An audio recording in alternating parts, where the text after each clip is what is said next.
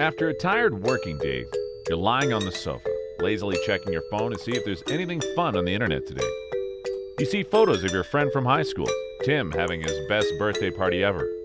Wonder why I wasn't invited. Party seems crowded. Maybe I shouldn't be dating his ex. You see Sarah, one of your best friends, traveling around the world with a group of 12 friends. Mindlessly scrolling, you see Paul with his friends, Sophia with her friends, your siblings with their friends, and your influencer friends with their friends.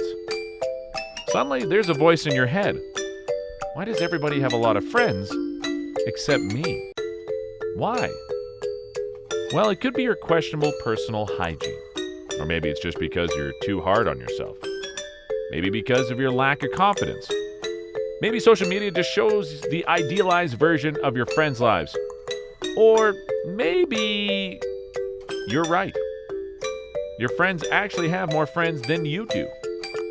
It may seem unfair, but don't feel too bad.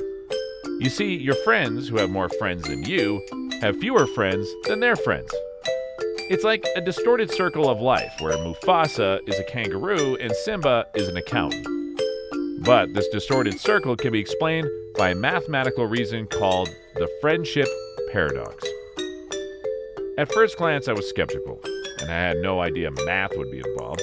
But the more I researched this paradox, the more I discovered this is a big deal. According to Wikipedia, and we know Wikipedia is never wrong, the friendship paradox is the phenomenon that, on average, an individual's friends have more friends than that individual. It can be explained as a form of sampling bias in which people with more friends are more likely to be in one's own friend group. Okay, let's turn this into something more digestible and satisfying. Imagine a classroom with 9 students, and they're hanging out in groups of 3 friends. So, everybody in that classroom has 2 friends each. Easy, right? To calculate the average friends each person has, we need to sum up all the friends of their friends, then divide by the friends. In this scenario, everyone's friends have 2 friends each. But friendship and social connections aren't just that simple. There are people with more friends and connections than the rest. Now let's add Doug, who's a bit more popular than his classmates. Doug is nice looking, his hair is purple, and he plays basketball. Everybody wants to be Doug's friend. After a week, Doug is friends with 6 of our people in the classroom. So now 3 people who are not connected to Doug continue to have 2 friends. But 6 people who are connected to him have 3 friends each. And Doug himself has 6. With the hermit 3, their friends have an average of 3 friends. You see the difference? They have 2 friends, but their friends have 3. The friendship paradox is now true for them. How about the lucky 6? Applying the same calculation, their friends now have 3.7 friends, while they have only 3. This makes the paradox also true for them.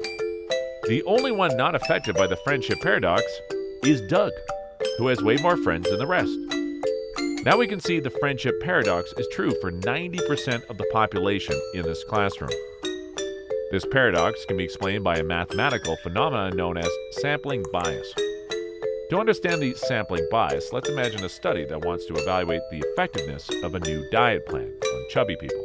The fact that I said chubby instead of fat or obese means that I'm sensitive to others and can't be attacked by the woke community.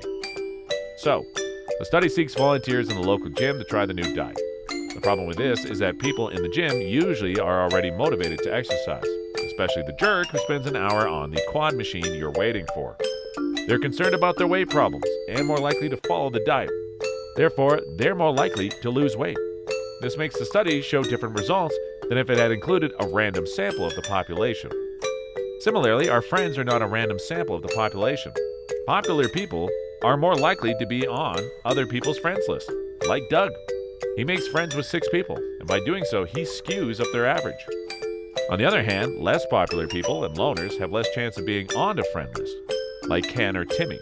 They make friends with no one and have no influence on others' numbers.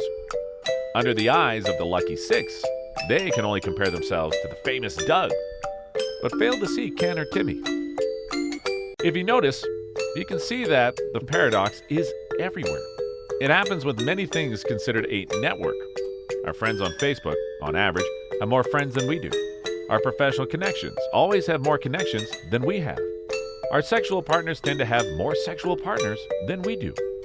Or when you collaborate with somebody on a publication, your co-authors are usually more well known, with more publications, citations, and collaborators than you.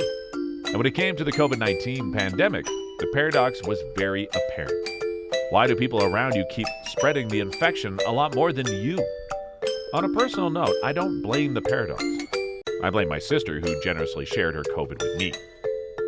By focusing on the health of central friends, we can detect the COVID outbreak almost 2 weeks earlier than usual. It's a great way to predict outbreaks, but gathering information for most groups would take a lot of time and money. The friendship paradox has also been exploited in politics to increase the accuracy of polling and election forecasts. Pollsters can target people with more connections.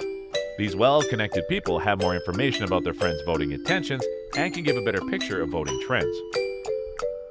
Understanding the paradox, I hope you'll feel better about your insignificant, loathsome self. All this time and effort and yucky math that goes into helping people who are obsessing about how many friends they have is a sad commentary on how we live our lives now. If the people around you have more connections, don't start popping antidepressants and rolling into a ball muttering to yourself. It's pretty normal, if you believe in math. And I wish you luck, but please don't friend me.